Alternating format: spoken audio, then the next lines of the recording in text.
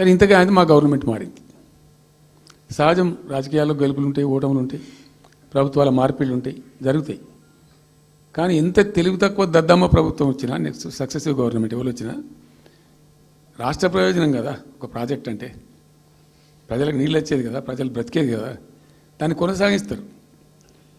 ఇప్పుడు ఒక్క తట్టెడు మట్టి కూడా తీయలేదండి. మా గవర్నమెంట్ పోయిన తర్వాత పాలమూరు ఎత్తిపోతల పథకంలో ఒక తట్టెడు మట్టి కనీసం తీయలే.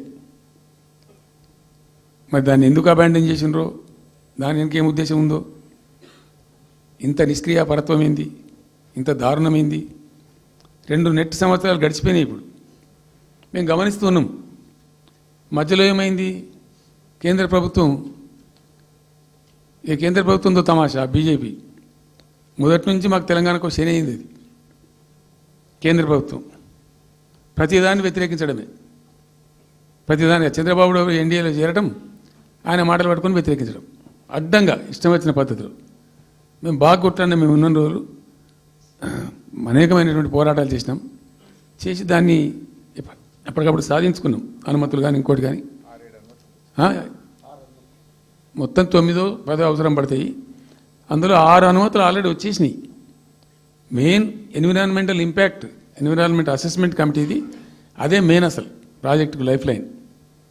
దాని మొత్తం అనుమతులు వచ్చేసినాయి. దాని తర్వాత మిగిలిన అనుమతులన్నీ లాంఛనమే, ఇక ఇచ్చేయాల్సిందే. అది ఇచ్చిందంటే అటువంటి అతి ముఖ్యమైనటువంటి అనుమతి కూడా తెచ్చినాం. అన్నీ తెచ్చినాం. అన్నీ వచ్చిన తర్వాత కేంద్ర ప్రభుత్వం మొన్న చంద్రబాబు నాయుడు ఎంపీలు అవసరం ఉంది కదా అక్కడ వాళ్ళకు. ఇప్పుడు ఇద్దరు ఎంపీలు అవసరం కదా, నితీష్ కుమార్, చంద్రబాబు నాయుడు. దానికోసం బీజేపీ ఎంతకైనా దిగజారుతుంది. ఆడ ప్రభుత్వం నిలబెట్టుకోవాలి కాబట్టి ఎంతకైనా దిగజారి ఆయన మాట పట్టుకొని డిపిఆర్ను వాపసు పంపించారండి. మేము ఉన్న రోజులు రాలే డిపిఆర్ వాపసు.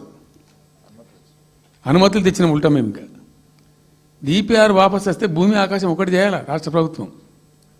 ఎంత లొల్లి చేయాలా, ఎంత హడావుడి చేయాలా, ఆల్ పార్టీ డెలిగేషన్ తీసుకుపోవాలి. అవసరం వస్తే మేము వడ్లు కొనకపోతే పోయి ఢిల్లీలో ధర్నా చేసామండి. మేము అప్పుడు మా గవర్నమెంట్ ఉన్నప్పుడు రైతులు పండించిన పంట కొనకపోతే యావత్తు ఎమ్మెల్యేలు, క్యాబినెట్ అందరం పోయి ఢిల్లీలో ధర్నా చేసి కేంద్ర ప్రభుత్వం మెడలు వంచినాం. మేము 80 లక్షల టన్నులు మనకి తీసుకుంటామనేటువంటి ఒప్పందం మీద సంతకం చేయించుకొని వచ్చినాం.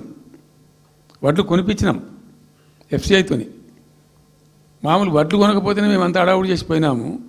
కానీ ఒక ఇంత పెద్ద ప్రధానమైన 3 జిల్లాలకు సంబంధించిన ప్రాజెక్టు డిపిఆర్ వాపసు పంపిస్తే వీళ్ళు కుయ్యలేదు, కుట్టుకోలేదు, వాళ్ళకి చెప్పని కూడా చెప్పలేదు. తెలియదు ఎవరికి బయట.